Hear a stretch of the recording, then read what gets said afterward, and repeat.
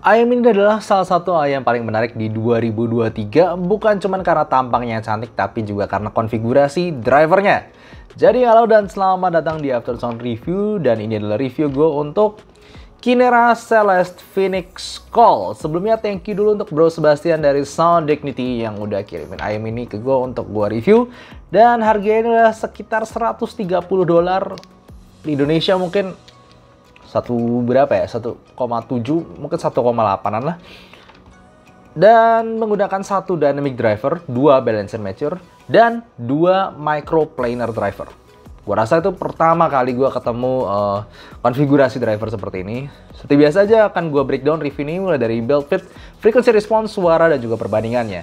Gua langsung jatuh cinta sama tampang dari ayam ini yang liatnya cantik banget, dan dia ada kayak pola burung-burung gitu. Kayak melintasi langit malam yang ada banyak bintangnya. Cayalah, ini puitis banget. Dan bukan cuma itu, kalau kalian arahin ke cahaya itu warnanya ganti. Saya lihat makin kesini kayak agak biru-biruan. Tuh, biru, tapi kalau dikata sedikit lebih warna ungu. Buat gue nih cantik banget. Tapi kalau ngomongin build quality-nya ya, dia typical resin semua bahannya. Dan kalian bisa ngeliat ini ada drivernya di dalam sini, dan drivernya tuh ada ada buletan 3 gini. Gue rasa 1 dynamic driver dan 2 itu microplaner. Menarik, bentuknya bulat dan gak terlalu gede. Lalu kemudian di sini ada balancer mature-nya 2 biji. Jadi kelihatan semua driver di sini. Yes, nozzle-nya itu cukup besar. Ada kelihatan 4 bore di sini. Lalu kemudian untuk kabelnya sendiri ya sebenarnya nggak ada yang spesial sih. Dia typical lagi. Warna silver begini dan braid-nya cukup banyak dan juga cukup fleksibel untungnya. Secara ergonomi buat gue sendiri agak kurang ideal memang, karena dia di bagian nozzle ini seperti yang lu lihat ya, ini agak nongol begini dan agak besar ukurannya. Bukan lebih ke panjangnya tapi ke lebarnya itu. Pakai ear tips juga kelihatan dia agak lebar. Jadi kalau gue pakai memang kayak gue punya kuping yang kecil, kanalnya itu kecil, jadi kayak dilebarin gitu dalamnya, agak pegel kalau misalnya gue pakai mungkin sekitar 2 jaman itu, tapi 1 jam, 1,5 jam itu masih nggak apa-apa, dan gue masih oke-oke aja kalau pakai begini karena nggak ada bagian yang tajam dan sisanya nggak terlalu besar, cuma di nozzle-nya aja yang agak kegedean buat kuping gue yang kecil. Nah kalau ngomong secara frequency response, ya juga unik ya, kita ngeliat bisa frequency response-nya ini dia ada mid bass bloom, jadi mid bass-nya agak gede, ini kasih sensasi agak tebel di bagian bassnya, tapi habis itu turun di sekitar 600 Hz, lalu naik lagi menanjak di 1, kHz, turun dikit, naik lagi. Jadi kayak ada bagian yang aneh yang tidak wajar, tidak umum di area lower mid range to early upper mid range di bagian vokal awal. Lalu kemudian di upper mid to treble sebenarnya gue nggak terlalu ada masalah. Untuk bagian bassnya ini adalah bass yang cukup tebel, cukup punchy, berasa gitu gebukannya, tapi nggak terlalu dalam. Kelihatan ada roll of the sub bass, ujungnya itu turun, jadi bikin bassnya ini nggak terlalu megah ya untuk lagu-lagu yang butuh rumbling bass. Kalau misalnya dengar lagu orkestra, lagu yang ada dum gitu, ini kurang berasa megah, cuman gebuk aja. Bassnya tuh gebuknya ada dan tebel, dan itu mewarnai keseluruhan suaranya agak warm memang. Nah jujur aja mid-range tuning yang a little bit out of ordinary, yang tidak umum ini bikin suara vokalnya agak aneh. Gini loh, itu kan area lower mid-range, dengan kata lain vokal nada bawah. Kalau misalnya gue ngomong kayak gini kan ini vokal nada bawah. Sampai vokal nada tengah, karena dia early upper mid-range sekitar 1,5 kHz itu.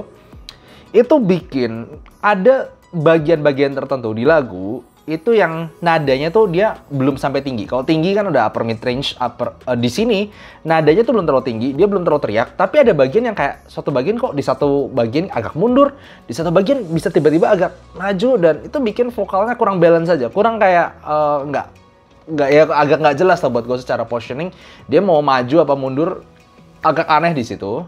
Tapi sebenarnya kalau kita ngomongin habis itu di upper mid range-nya itu udah nggak terlalu ada masalah di bagian situ. Lalu di bagian treble sendiri dia memang smooth dan ada extra sparkle di ujung, gua rasa itu di bagian air treble-nya. Dan itu memang memberikan sensasi tambahan cering di atas. Jadi itu walaupun suaranya itu overall punya vokal yang rada vocal to bass yang agak tebel overall, agak smooth, treble, warm gitu, tapi dia ada extra sparkle di atas, gua rasa untuk balancing warmthness, ketebelan dari bass to mid range tadi. Tapi masalahnya di sini, gue ngerasa secara timbre, secara timbrenya itu jelas kerasa berbeda. Di upper treble ini ada sesuatu yang asing, jadi walaupun itu tambahan treble atas sana, tapi buat gue tuh asing. Jadi tidak terlalu koheren suaranya. Untuk gue yang pecinta dynamic driver dan gue pecinta koherensi suara, ini aneh treble-nya. Dia kayak main sendiri secara tiba-tiba dengan timbre yang berbeda dengan mid to bass area-nya ini. Jujur aja, memang kalau untuk beberapa orang gue rasa bisa oke-oke aja. Karena ini memang tambah kasih extra sparkle kalau kalian tidak terlalu sensitif dengan timbral issue dan have no problem with that, ya nggak apa-apa. Tapi kalau kebetulan gue yang review, gue gak suka.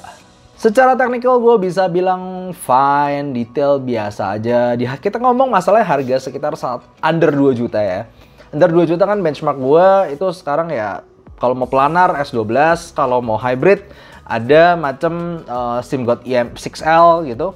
Nah buat gue ini setara level kayak SIMGOT EM6L. Kalian bisa berasa dia memang multi driver ada banyak, separasinya lumayan, lalu imagingnya lumayan, dia nggak numpuk at least. Cuman resolusinya nggak terlalu bagus. Jadi ketika ada nada-nada piano yang menghentak ataupun biola ataupun gitar itu nggak se-clear, nggak sejelas yang gue rasakan dari planar IM seperti Shure S12 atau Shure S12 Pro yang ya simply under 2 juta atau 2 juta awal lah. Jadi overall gue ngomong ini nggak buruk, nggak super bagus juga ya, gue bisa bilang lumayan lah. Oke di harganya. Nah kalau gue bandingin sama SIMGOT EM6L, gue akan jujur aja gue jauh pilih SIMGOT EM6L kemana-mana karena satu fittingnya yang lebih oke, kemudian suaranya lebih koheren, sub bassnya lebih ada walaupun mid bassnya tidak setebal di Phoenix Call ini.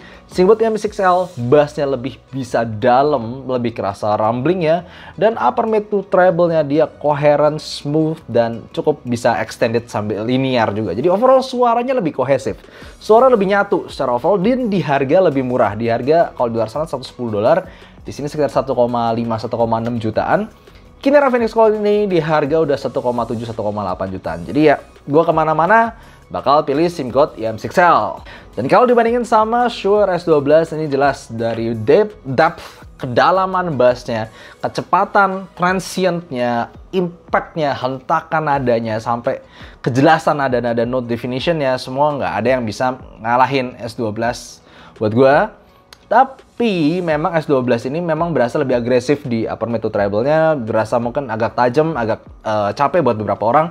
Tapi kebetulan gue masih toleran sama S12.